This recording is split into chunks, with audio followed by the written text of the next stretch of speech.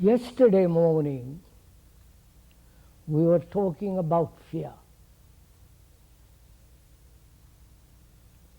And also, we were saying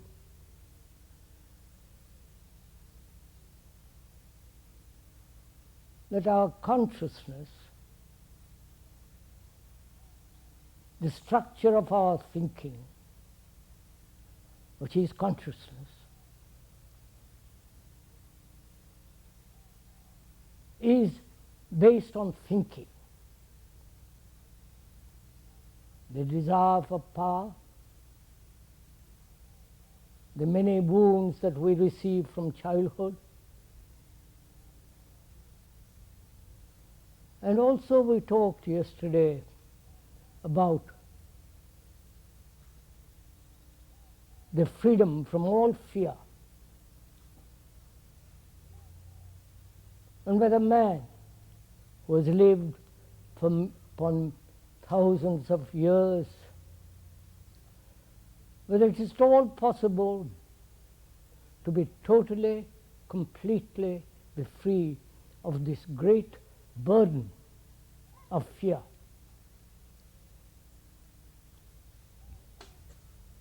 And I would like this morning, if I may, to talk about pleasure.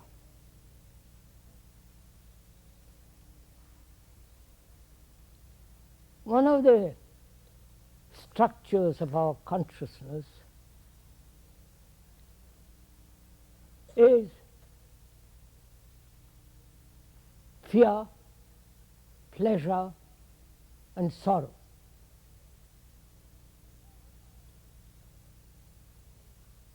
And before we talk about it, go into it, I think we ought to understand something very clearly and simply: the art of listening, the art of seeing, and the art of learning. The word art is generally applied to artists, those who paint, those who write poems, do sculpture, and so on. But the meaning of that word, art, means giving everything its right place, putting all our thoughts, feelings, anxieties, and so on in their right place. So the word art means giving their proper place, proper proportion, putting everything in harmony, not just paint a picture or write a poem. So, if you will, this morning, apply the art of listening.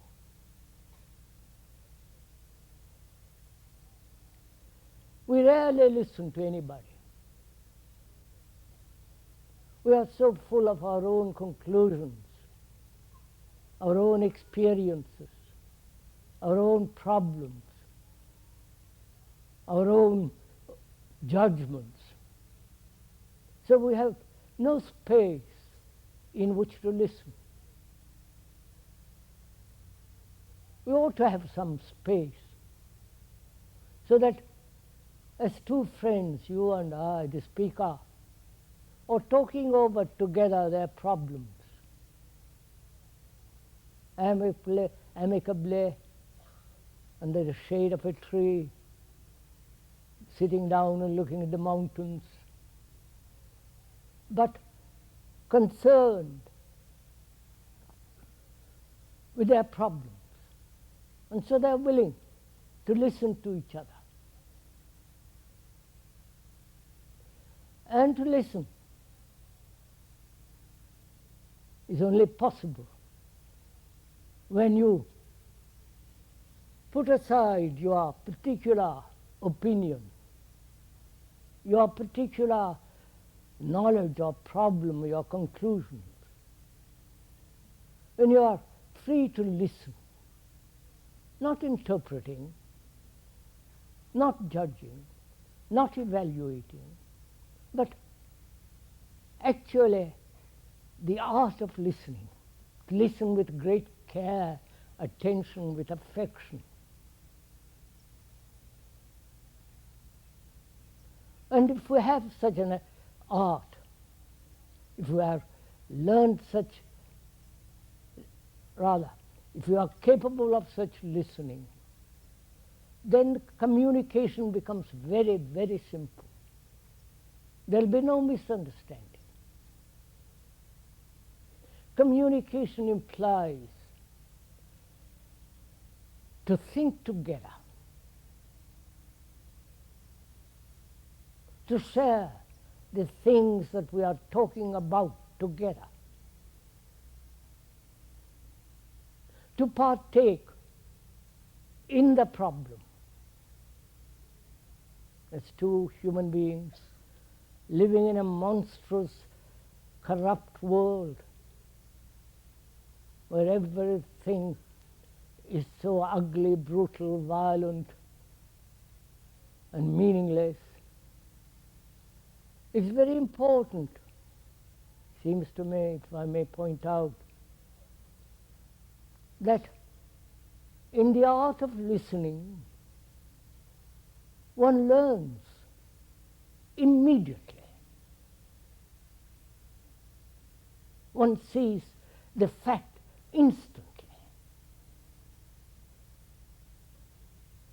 And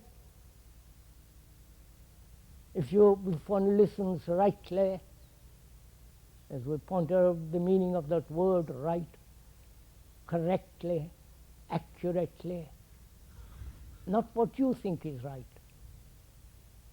or wrong, but in the art of listening, there is freedom,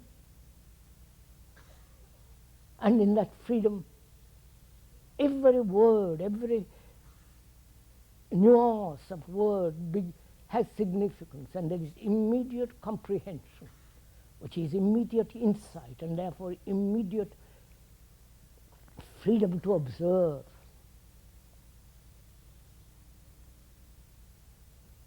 Also, there is the art of seeing. To see things as they are, not as you wish to see them. To see things without any illusion, without any preconceived judgment, opinion, to see actually what is,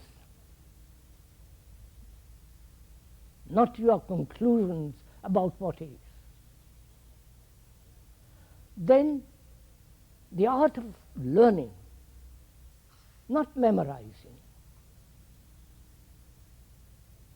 which becomes very mechanical, because our minds, our brains have already become so extraordinarily mechanical. So the art of learning implies freedom to observe, to listen, without prejudice, without argumentation, without any emotional or romantic responses. If we have these three arts, not merely as a verbal conclusion or an intellectual comprehension, but actually in our daily life, to put everything in its right place, where they belong, so that one can live a really very quiet, harmonious life. But that is not possible if you have learned this art of giving things their proper place. So we are going to talk over together this morning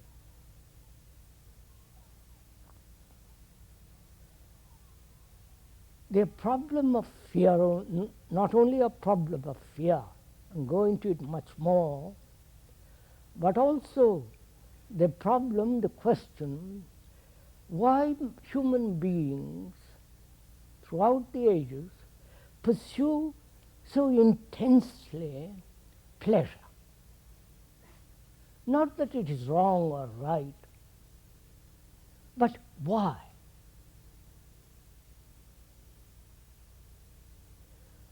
Modern civilization, which is really based on consumerism, is the pursuit of pleasure.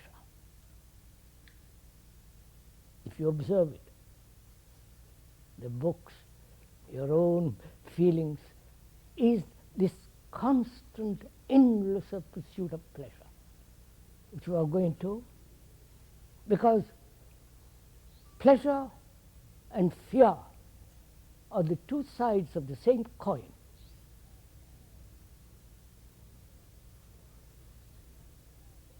And to understand one and disregard the other becomes rather meaningless.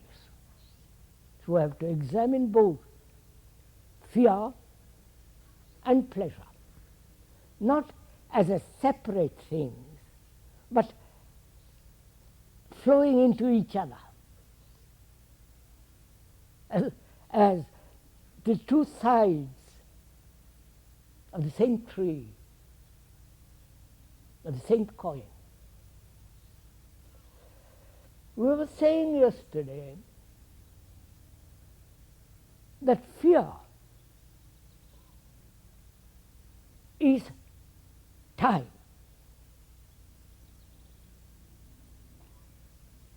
Not only the chronological time, but also psychological time. Time, as we pointed out, is movement. From here to there, physically. To go from here to Santa Barbara to Los Angeles, you need time. That's the movement. And also, there is psychological time. At least we think there is psychological time. That is, the changing of what is into what should be. The pursuit of an ideal away from what is.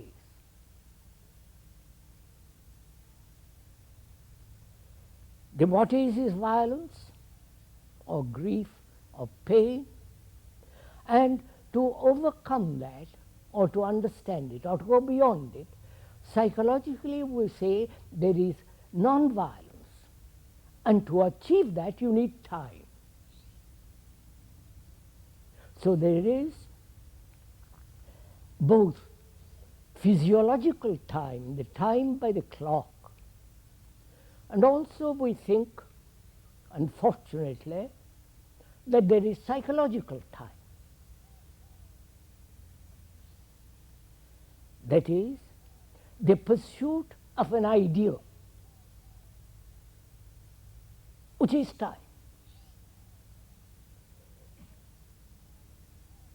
For the speaker, all ideals are idiotic, because what is important is not ideals, but to understand what is. If one understands what is, then the ideals become unnecessary. So, we think that to overcome what is, we need the ideals in order to labor, give pressure to wipe away what is. So that is time. So thought which is memory, stored up in the brain as experience and knowledge. So that movement of time is called evolution. Right? To evolve.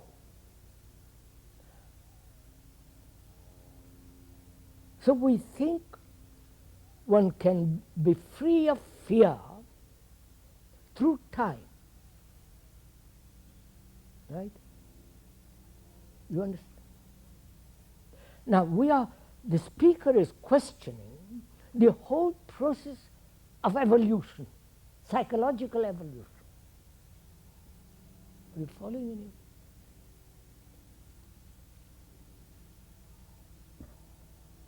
Which is, there is fear. All human beings have various types of fears, both biological as well as psychological. And the freedom from it, we have never demanded the freedom from it. We have never asked for the freedom of it. We put up with fear. And that's a part of our conditioning. So we are going to question and investigate together this question of whether the whole structure of human thinking, which is time, which is measure, and as long as that process goes on, there must be fear.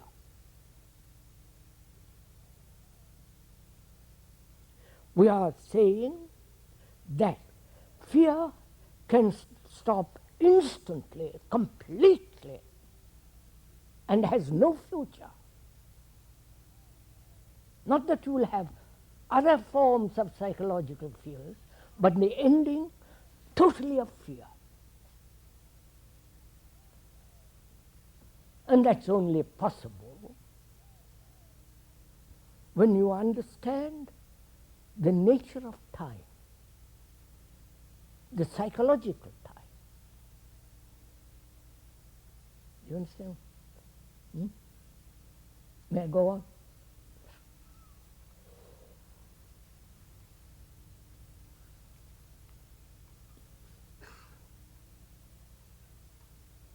You see, we are so used to the idea of becoming something or being something.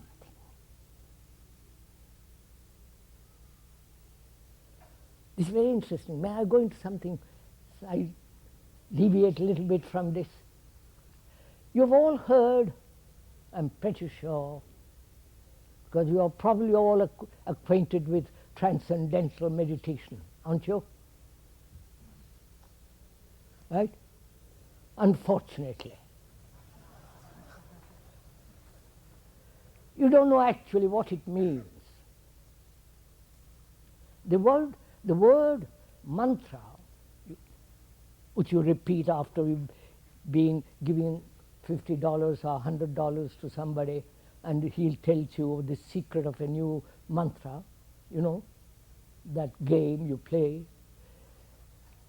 The word mantra, please listen to the word, the Sanskrit word, mantra, means,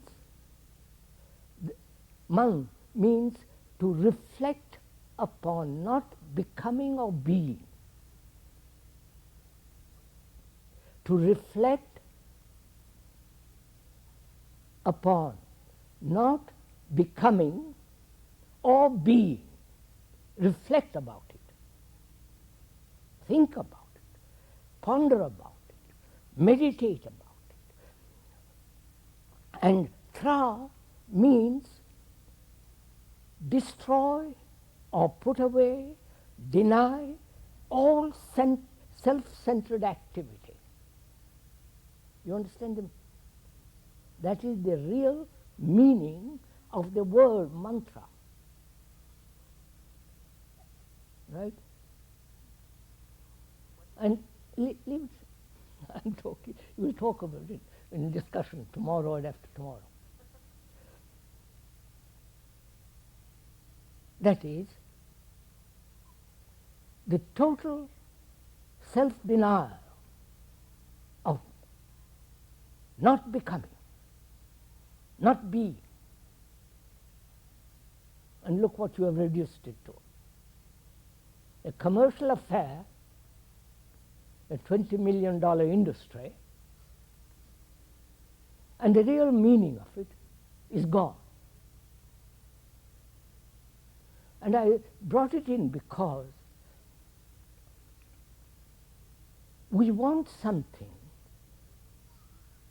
so quickly as instant heaven,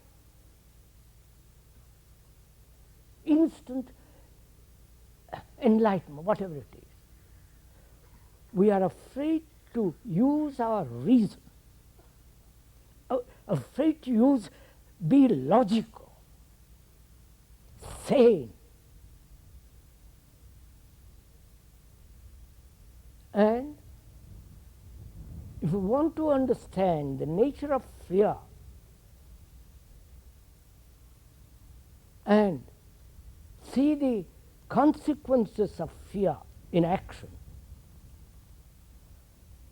one must use logic, reason, and approach it sanely. And to approach it sanely, you must understand the whole movement of thinking. And we know, we've said over and over again, what is the nature and structure of thought. And thought is the invents time, psychologically. Because thought says, as I am myself uncertain, not secure, it invents security in an idea, in an ideal, in a picture, in a symbol, and clings to that symbol. You're following all this? So, to understand fear and go beyond it completely, not only superficial fears, but the deep, unconscious, unknown fears, is only possible when you know or when you understand the process of thinking and give thought its right place, which is the art of thinking. You understand? Are we following each other somewhat? That is, as we said, thought is the outcome or the response of knowledge stored up in the brain as memory. So thought has a right place in building a house, all the technological world, and so on. But thought psychologically breeds fear. So thought psychologically has no place if you would be free of fear. Are you meeting each other? Now, please listen to this. Not how to be free of fear, which is meaningless, because the how implies the invention of thought which brings about a system. When you say, how am I to do it? You're asking for a system. That system is put together by thought. So thought again is caught in a system hoping to be free of fear. Right. So what we are saying is, please learn the art of listening. That is, you have fears of many kinds, or you have a fear, or you have fears which if you understand the root of it, all superficial and the very root of fear goes. So please listen, as we said, with the art of listening. Which is the art of listening is to put away your prejudices, your conclusions. You are wanting to be even free of fear. The very want of to be free of fear, the very desire to be free of fear is a hindrance to listening. Right? So, please learn now the art of listening. And with that attention of listening, which is an art, when the speaker says, thought is time, thought is measure, thought is a movement in time which creates fear. If you see that, if you actually listen to it, to that statement, and not make a conclusion of that statement, but actually listen with your heart, with your mind, with all your capacity, attention and care, then you will see that fear has no place at all. The art of listening is the miracle. You have some of you got this? So, we'll come back to it a little later. So now we're going to talk about together what is pleasure. Why man has pursued pleasure. Because that's part of our consciousness. It's part of our daily life. It's part of our thinking. It is the motive that keeps us pursuing. Why has man made pleasure into such extraordinary importance, into such fantastic proportions? The whole world of entertainment. Why? There is not only the world of entertainment from Hollywood and all the rest of the world, but also there is the religious entertainment. I'm not being sacrilegious or insulting, but the whole structure and the nature of religious mass and all the rest of it is a form of entertainment. You are entertained, you are emotionally sustained, excited. So we have to go into this question, if you are willing, and you must be willing because it's part of your life. There is not only sexual pleasure, but also there are various types of psychological pleasures. The pleasure of owning something, the pleasure of possession. Please listen, see it in yourself, not just accept the words of the speaker. That has no meaning whatsoever.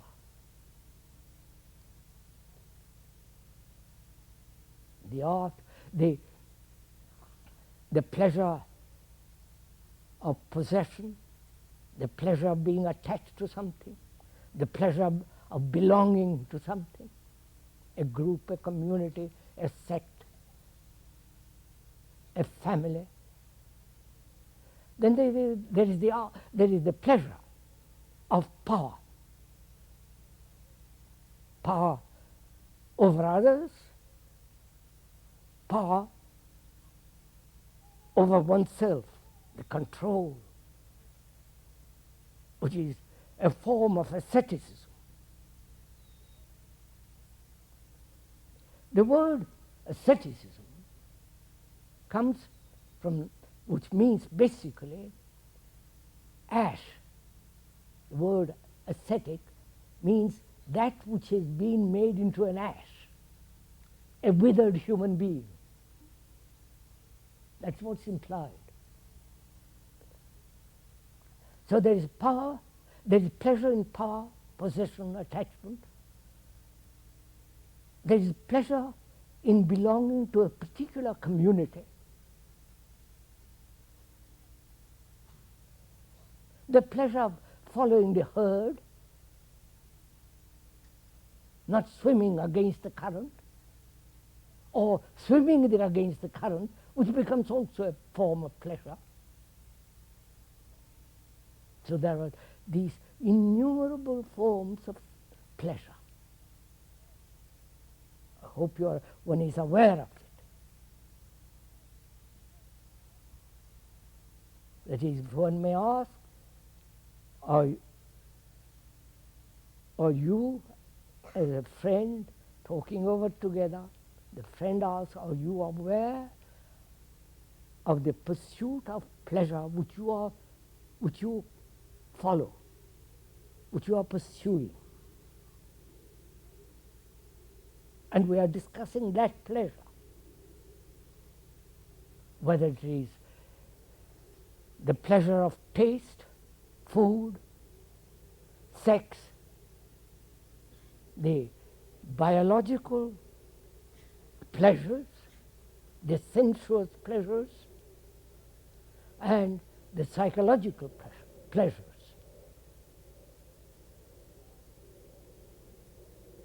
Why do you, as a human being who represent the world, and as a human being you are the world, why do you pursue this pleasure? You understand my question? Why this constant demand? The pleasure of achievement, the pleasure of living up to an ideal,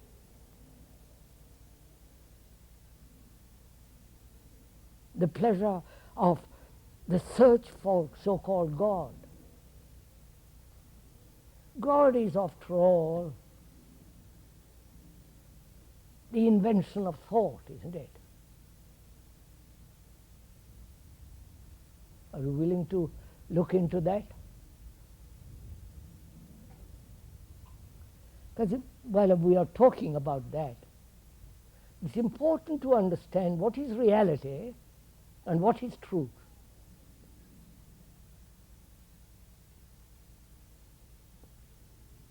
Because we have made God into an absolute truth, not only in this country, but all over Europe and over the whole Asiatic world.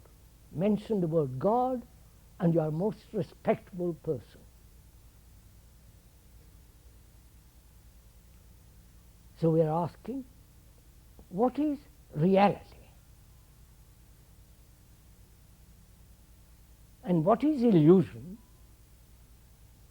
And what is truth? Are you getting tired of all this?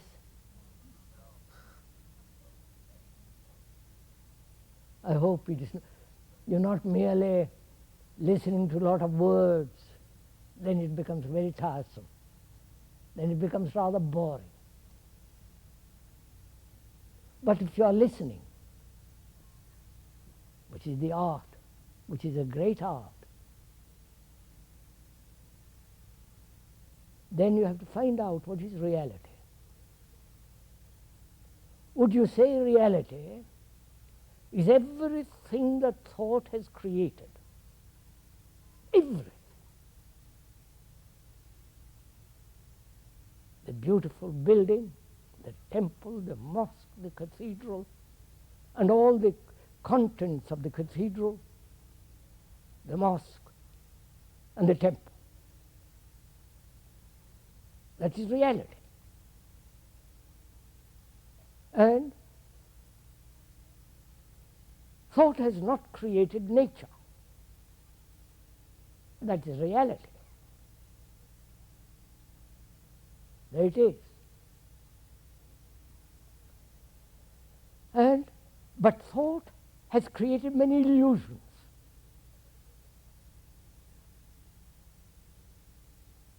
The illusion of nationality, which is accepted as a reality. The illusion of war, which is accepted as necessary, as civilized existence.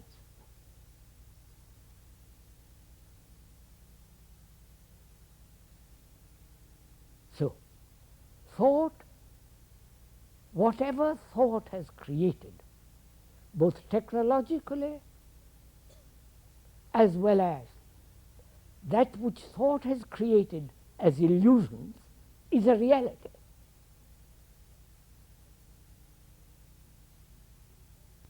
And thought has not created nature, but thought has built a chair out of the wood of nature. You are understanding all this? Are you following all this? Does it interest you, all this?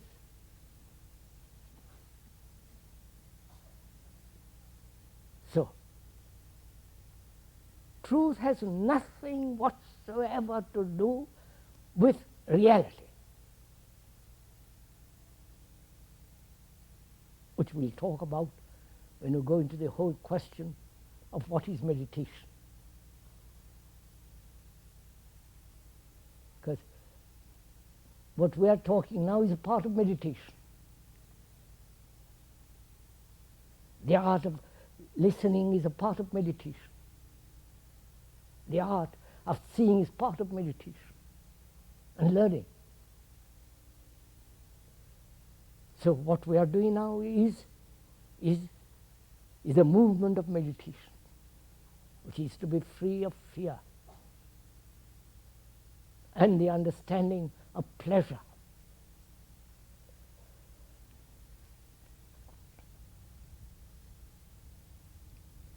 So it's saying, is pleasure love?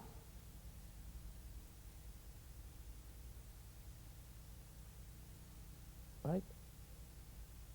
Please find out for yourself. Ask that question. Is pleasure love? Is desire love? Is possession love? Is the desire for power love? So we're asking, desire, pleasure, is it the nature of love?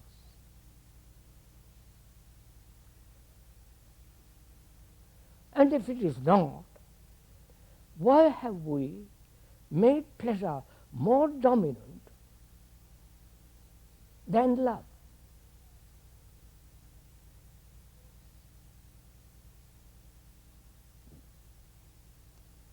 And to understand love, please do go into this with the speaker, because this is very important in our life. Because we have no love. We know what attachment is. We know what to possess or being possessed, and the pleasures of that. You all know what it means to have sex and the pleasures of sex, the imaginations, the pictures, the thought involved in that act. All pleasure. All that we are asking, is that love?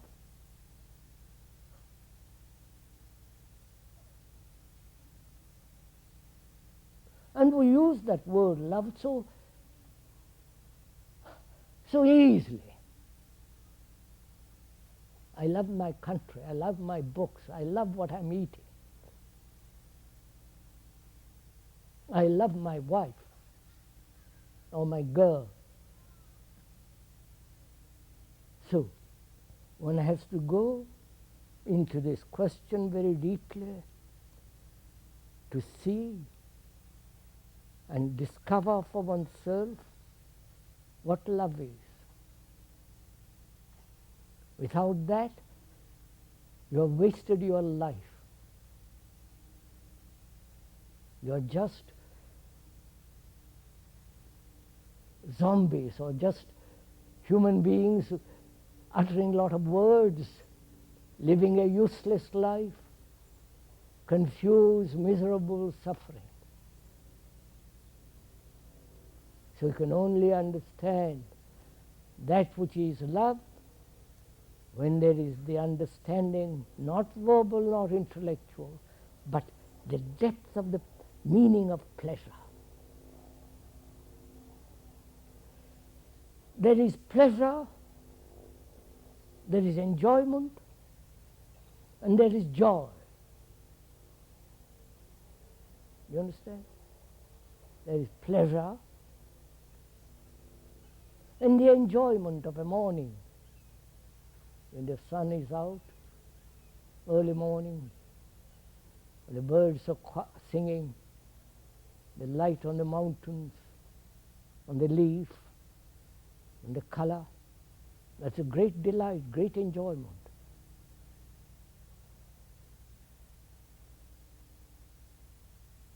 But when thought comes into it and says, what a lovely morning it is. I wish I could have such mornings every day. Or the remembrance of such a morning and the pleasure of that morning remembered is pleasure, isn't it? You're following what I'm saying? You all look so surprised. What's the problem?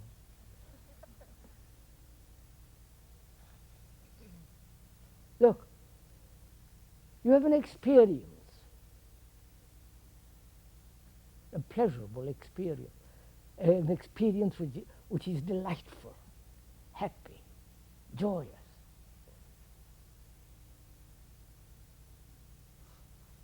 And you don't end it there. Thought comes and says, let's have it again. Let's repeat it, which is the pursuit of pleasure.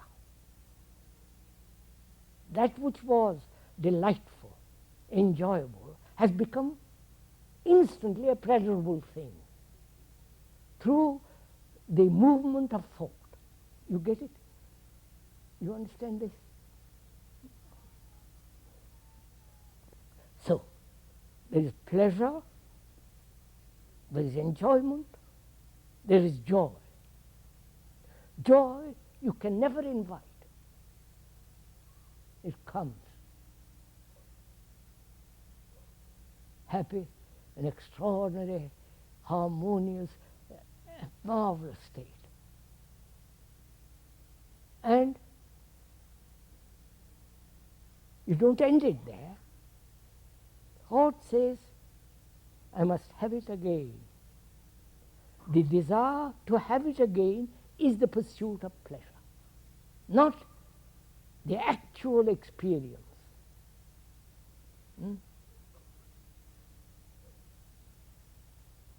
So that these factors in pleasure, that which thought pursues as pleasure, the enjoyment independent of pleasure,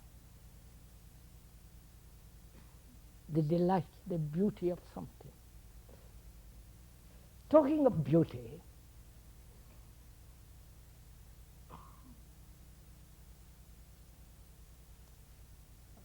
would it be right to talk about a little bit here?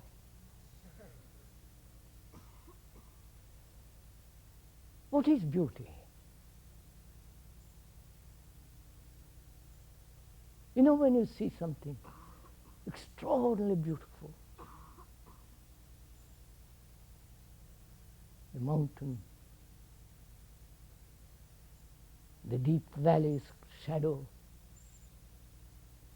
a sheet of water.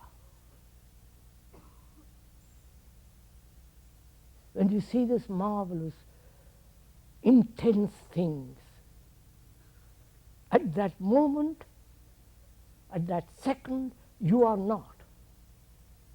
You with your problems, with your idiocies, with your absurdities, all that's gone. You're not there.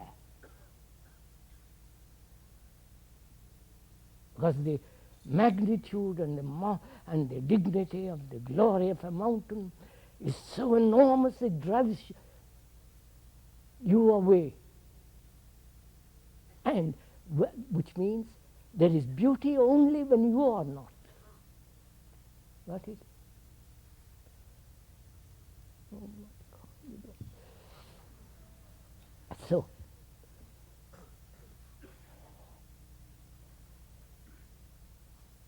So we are saying pleasure, enjoyment,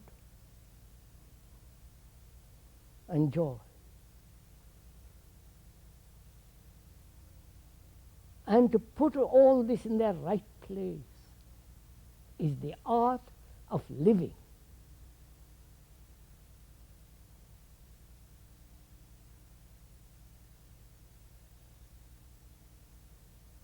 But our consciousness, which is our daily life, is so confused, so contradictory. And we are saying, unless you understand very deeply pleasure, enjoyment, and joy, which goes into great ecstasy,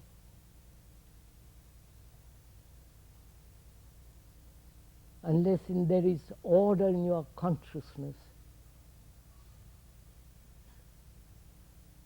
you cannot possibly meditate.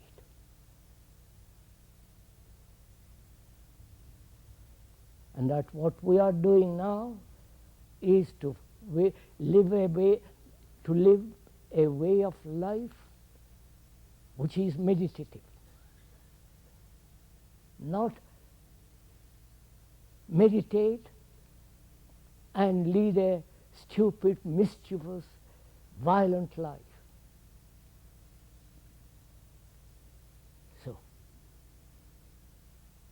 if pleasure, desire is not love, if jealousy is not love, if attachment is not love, if being possessed or to possess is not love,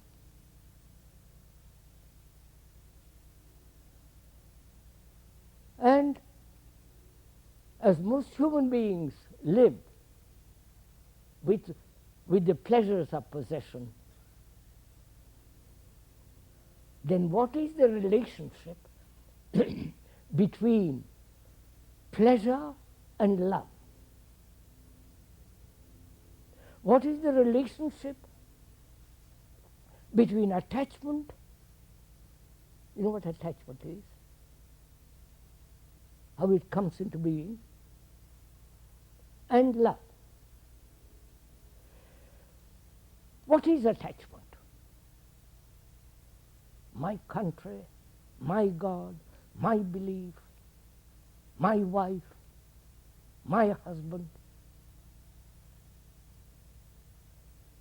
the dependence on another, whether it is the guru, and I hope you have, none of you have gurus.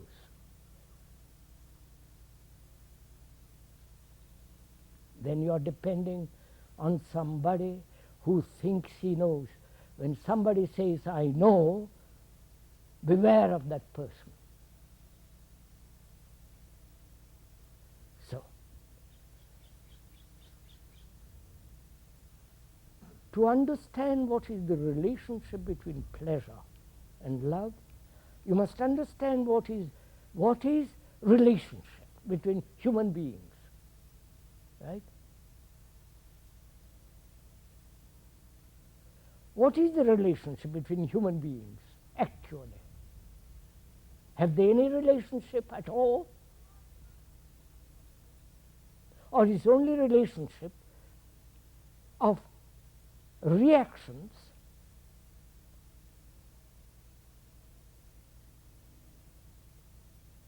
a sense of dependency, sexual and all the rest of it? When you say I'm related to my wife or to my girlfriend or boyfriend, what does it mean? Go into it, for God's sake, because it's your life.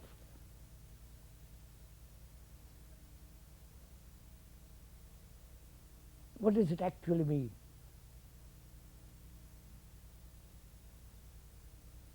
Are you really related, or merely the idea, the thought of being related? You follow what I'm saying? Huh? If it is the thought of being related, that relationship is based on remembrance. Remembrance of hurts, remembrance of sexual pleasures, remembrance of dependence, and so on. So, your relationship is based on a remembrance of things past.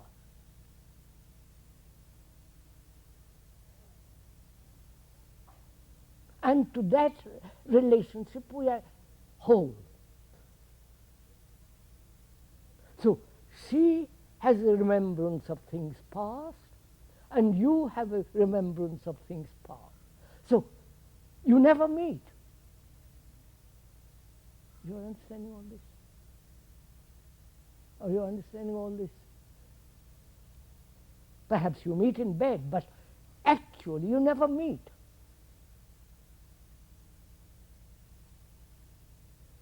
Which is, as long as your relationship is based on remembrance of things of the past, then you are not related.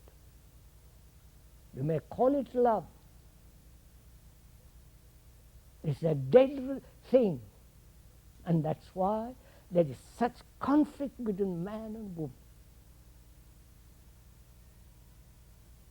Right, sir? So listen to it, not what to do about it. If you listen, as we said, the art of listening, to be sensitive, to be alert, to be watchful. Now, if you are doing that now, the art of listening, you will see, you will put thought in its right place.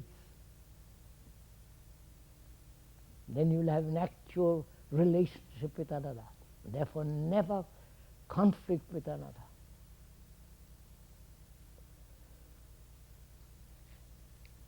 What time is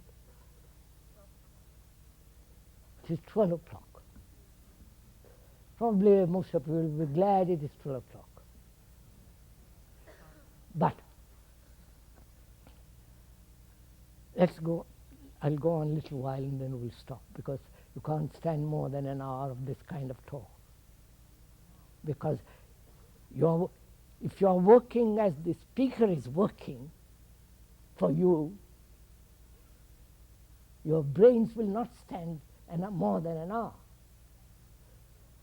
But if you are not working as the speaker is working, then you say, please go on.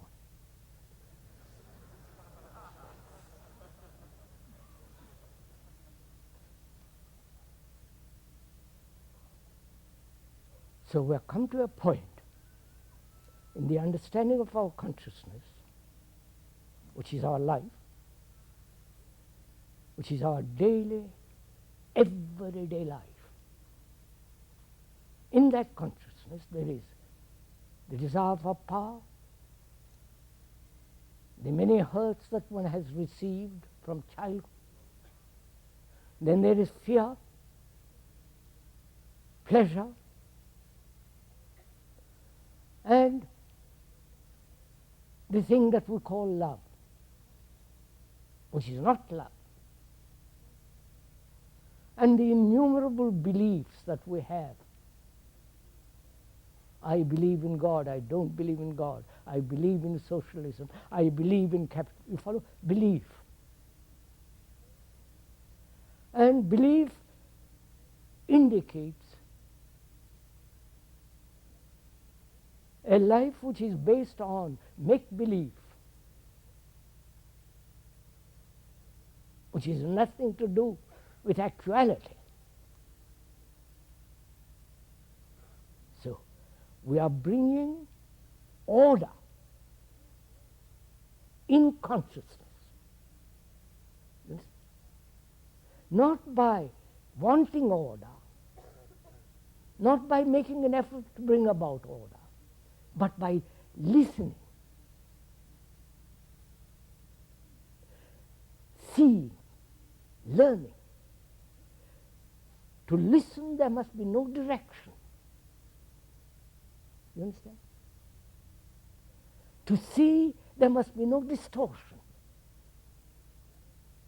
And to learn, not to memorize, there must be freedom to observe, to learn, to watch. So, we will discuss when we meet next time, Saturday, what is love and its relationship to sorrow.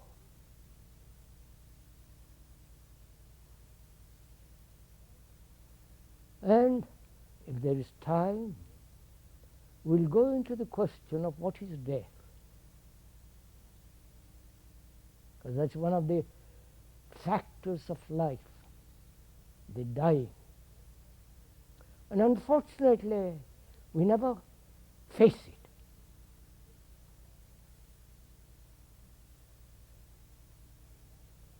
To find out what it means to die while living, while you're full of life, not neurotic life, sane, healthy life.